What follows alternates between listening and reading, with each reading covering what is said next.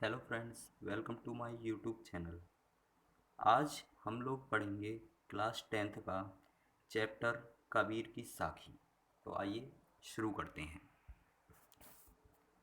साखी कबीर दास की रचित दोहे और छंद हैं जो कि कबीर ग्रंथवली से लिया गया है।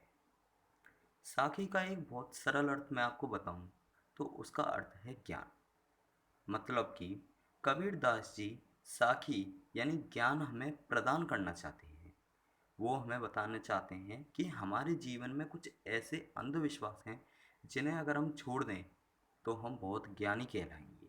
तो आइए देखें और जानें कि वो क्या बताना चाहते हैं। तो मैं आपको बता दूं, इस पाठ में हम 8 साखियां पढ़ेंगे। तो आइए शुरू करते हैं।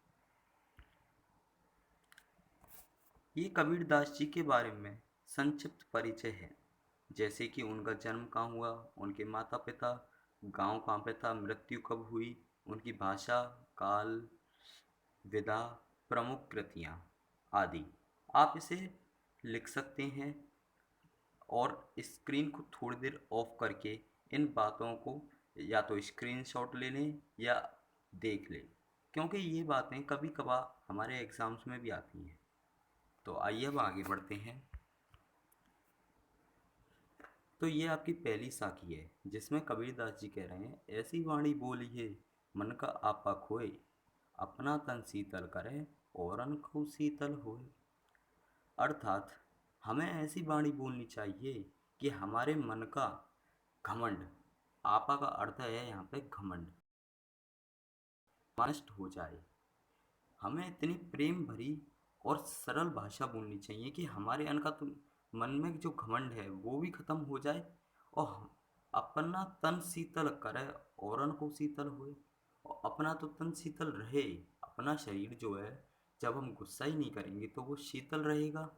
और दूसरों के संग जब हम प्यार से बात करेंगे तो वो भी हमसे खुश रहेंगे। इसीलिए अपना तन शीतल करे औरन को सुख होए। अब आइए दूसरी साखी देखते हैं। कस्तूरी कुंडली बसे मिरग, ढूंढे बन माही, कैसे घटे घटे राम है, दुनिया देखे नाही। अर्थात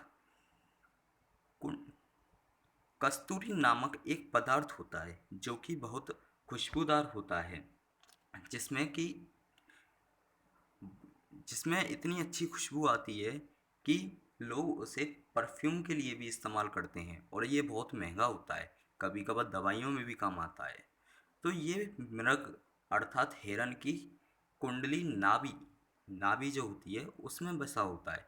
पर इसे ढूंढने के लिए जो हिरन है वो पूरे जंगल को छान मारता है कि ये है कहाँ। उसे जब खुशबू आती है तो वो उसे ढूंढता है, पर वो उसे कहीं नहीं मिलता क्योंकि वो तो उसकी नाभि में ही छुपा होता है। इस प्रकार ही हम लोग पूरी दुनिया में घूम लेते हैं ईश्वर को ढूंढने के लिए, पर हम ये भूल जाते हैं कि ईश्वर तो कण कण में बसा हुआ है। कबीर दास जी ने यहाँ पे उस बेचारे हिरन को हमसे कंपेयर किया है, जिससे कि हम ये समझ सकें कि जो हम ढूंढने की कोशिश कर रहे हैं वो तो हमारे अंदर ही है। अर्थात ईश्वर को ढूंढने के लिए ना तो हमें चार की यात्रा करनी है, ना कहीं और जाना है। बस हमें अपने आप पर ही भरोसा होना चाहिए। आइए अब तीसरी साखी देखें। जब मैं था तब हरि नहीं, अब हरि है मैं नहीं, जब अंधियारा मिटी गया, दीपक देखा माही। अर्थात जब मैं था, मैं का अर्थ है यहाँ पे अंधकार, घमंड, अहंकार। कि जब मेरे अंदर घमंड था तो मेरे अंदर भगवान के लिए कोई भक्ति नहीं थी, और जब मेरे अंदर भगवान की भक्ति आई तो मेरे अंदर से सब घमंड मिट गया। जिस प्रकार एक दीपक अगर जला दें तो अंधेरी से अंधेरी रात भी उजियाले जैसी हो जाती है, उसी प्रकार मेरे अंदर जो भक्ति का दीपक जला उससे मेरे अंदर का सब अंधकार मिट गया। अर्थात मेरे अंदर का सब घमंड नष्ट हो गया। तो कबीर दास जी यही कहना चाहते हैं कि अगर हम ईश्वर की भक्ति करें, अगर उसको सच्चे मन से माने तो हमारे अंदर कभी कोई बुराई नहीं आ सकती। अब आइए चौथी साखी देखें। सुखिया सब संसार है, खाए और सोए, दुखिया दास कबीर है, जागे अभी रोए। अर्थात कबीर दास जी कहना चाहते हैं कि ये पूरा संसार तो बहुत सुखी है, जो बस खाता है और सो जाता है, पर दुखी तो बस मैं हूँ, जो जागता रहता हूँ, रोता रहता हूँ अपने ईश्वर के लिए। लोग सब कोई चिंता नहीं करता इस बात का कि हम यहाँ पे आए कैसे, हमारा ईश्वर है कौन, उसे कोई ढूंढने की कोशिश नहीं करता। पर मैं ही अकेला ऐसा हूँ जो उन्हें ढूंढने के लिए पूरे दिन रात जागता रहता हूँ और उनकी याद में रोता रहता हूँ और तड़पता रहता हूँ। चलिए अब पांचवी साखी देखें। विरह भगवन तन बसे मंत्र, ना लगे कोई, राम वियोगी ना जीवे, तो बोरा होई। अर्थात कबीरदास जी ये कहना चाहते हैं, जिस प्रकार प्रेमी से बिछड़ने के बाद एक व्यक्ति पीड़ा में रहता है, उस पर कोई दवा या मंत्र कोई इस्तेमाल नहीं होता, उसी प्रकार कबीरदास जी कह रहे हैं कि मेरे जो अंदर मेरे भगवान श्री राम अर्थात ईश्वर की जो याद की वजह से वियोगी मैं हो रहा हूँ, मैं परेशान हो रहा हूँ, उसे में कोई मंत्र नहीं हटा सकता। राम वियोगी ना जीवे, जीवे तो बोरा होए। अर्थात ईश्वर को जो सच्चे रूप से मानने वाला है, वो वह अगर उसे ईश्वर ना मिले तो वो तो जिंदा रह ही नहीं सकता। अगर जिंदा रह भी जाए तो वो इस संसार में पागलों की तरह भटकता रहता है। आइए अब छठी साखी देखें। निंदक नेड़ा राखिए, आंगड़ी कुटी बंदेई, बिन साबन पानी बिना, निर्मल करी सुभाई। कबीरदास जी इस पंक्ति इन साखी द्वारा ये कहना चाहते हैं कि जो लोग आपकी निंदा करते हैं, मतलब कि आपकी बुराई करते हैं, हमें उनसे कभी दूर नहीं भागना चाहिए, बल्कि हमें उनके समीप ही रहना चाहिए। जिस प्रकार गाय को आंगन में खूंटे से बांध कर रखते हैं, ठीक उसी प्रकार हमें उनके पास रहने का कुछ प्रबंध करना चाहिए, क्योंकि हम रोज़ उनके पास अगर बैठेंगे तो हमें अपनी गलती तो वो हमारी बुराई करेंगे और उससे हमें अपनी गलतियों का एहसास होगा और हम उन्हें कभी दोहराएंगे नहीं और बिना किसी साबुन या पानी के खुद ही निर्मल बन जाएंगे। आइए अब सातवीं साखी देखते हैं। अब ये थोड़ा पढ़ने में आपको नज़र नहीं आ रहा होगा, पर मैं आपके लिए पढ़ देता हूँ। पोथी पढ़ी पढ़ी जग मुआ, पंडित बना न कोई, एके असिर पीव का, पढ़े सुख पंडित होई।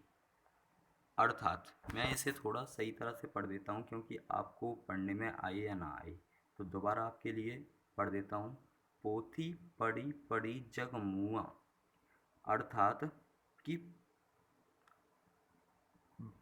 मोटी मोटी किताबें पढ़कर किताबी ज्ञान प्राप्त कर लेने से कोई पंडित नहीं बनता, पंडित बना न कोई, एक है अक्षर पीव, पढ़े सुपंडित होए।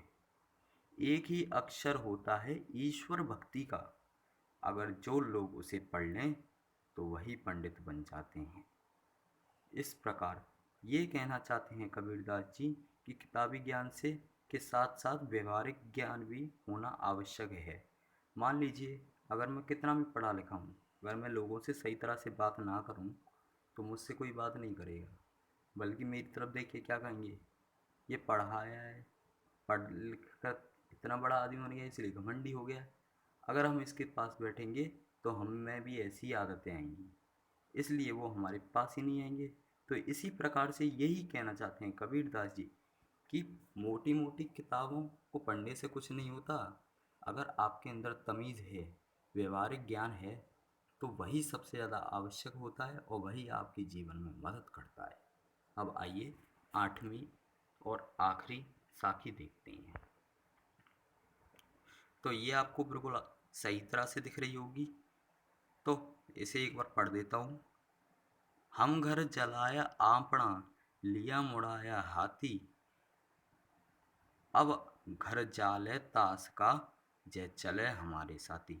अर्थात हमने तो अपना घर जला लिया, हाथ में मुड़ाड़ा, अर्थात कि जो मशालें होती हैं, एक लकड़ी में ऊपर आग लगी होती है, उसे कहते हैं मुड़ाड़ा। उससे लेके हमने अपना तो घर जला लिया, अब हम उनका घर जलाएंगे जो हमारे साथ चलेंगे। इसका मतलब ये नहीं कि इन्होंने अपना घर जला लिया था, इसका मतलब है कि उन्होंने अपने अंदर का जो अंधकार था, मोह माया घमंड भूख प्यास, सब कुछ उन्होंने अपने अंदर का त्याग कर दिया और ईश्वर की भक्ति में चले गए। और जो लोग उनके साथ ईश्वर की भक्ति में चलना चाहें तो वो उनको वही ज्ञान देंगे कि अपने अंदर से मोह माया की चीज़ें निकाल दो, तभी तुम इस बंधन से मुक्त हो पाओगे और जीवन में एक सच्चे और अच्छे प्रकार के आदमी बन सकते हो। क्योंकि अगर हमारे अंदर मोह माया घमंड ऐसी भावनाएं होंगी तो मोह माया हमें अपने परिवार की तरफ खींचेंगी, घमंड हमें अपने लिए खींचेगा। पर अगर हमारे अंदर ये सब कुछ नहीं होगा तो हम हमेशा समाज के अच्छे कार्यों के बारे में ही सोचेंगे। जिसका एक मैं आपको उदाहरण दूँ तो कुछ लोग होते हैं जो जातीय धर्म का सहारा लेके लड़ाई करते हैं। वो कहते हैं कि हम हिंदू हैं तो हम ये करेंगे, आप मुसलमान हो तो आप हमारे साथ ये नहीं करोगे। पर अगर हमारे अंदर ये भावना नहीं होगी तो हम क्या सोचेंगे कि हम सब भारतवासी हैं और हम सब अपने देश को आगे बढ़ाएंगे, ना कि ये सोचेंगे कि हमें अपने धर्म को आगे बढ़ाना है।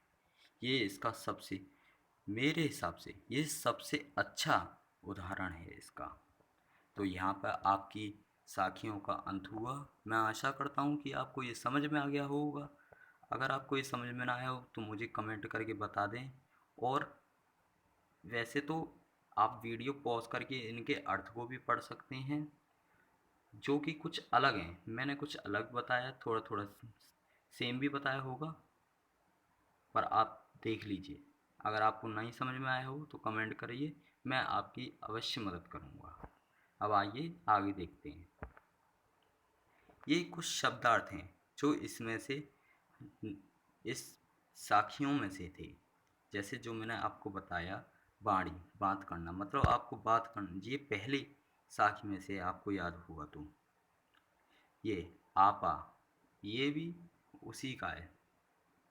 तन, ये भी पहली का ही है। शीतल, ठंडा करना, ये भी पहले का है। ये दूसरी का है कस्तूरी कुंडली। और ये तीसरी का है माही, जो उसमें था कि हमें अपने अंदर के घमंड को हटा कर प्रभु की भक्ति में लीन होना चाहिए, ये उसी का है। तो आप इनमें से देख सकते हैं, वैसे तो मैंने आपको बता दिए थे, पर अगर आपको और समझना हो तो यहाँ से चेक कर सकते हैं। अब इसके आगे कुछ एक्सरसाइजेस क्वेश्चन आंसर हैं, तो मैं 5-5 सेकंड 10-10 सेकंड की वीडियो दिखाऊंगा। आप उसमें स्टॉप करके वीडियो को भी देख सकते हैं और स्क्रीनशॉट लेकर भी रख सकते हैं। तो आप देख लीजिए। ये आपके कुछ प्रश्न उत्तर हैं, 4 प्रश्न उत्तर हैं, आप देखिए आराम से।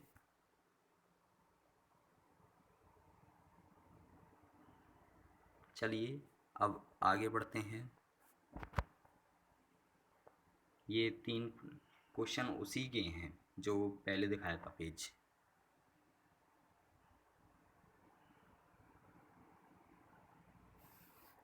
अब चलिए आगे बढ़ते हैं। ये भाव स्पष्ट करने जो अभी मैंने आपको साखी पढ़ के बताई थी, तो या तो आप अपने जो आपको समझ में आए हो उस तरीके से करें, या इस किताब के तरीके से, या जो मैंने बताया उस तरीके से। हर तरफ से आपका उत्तर एकदम सही होगा।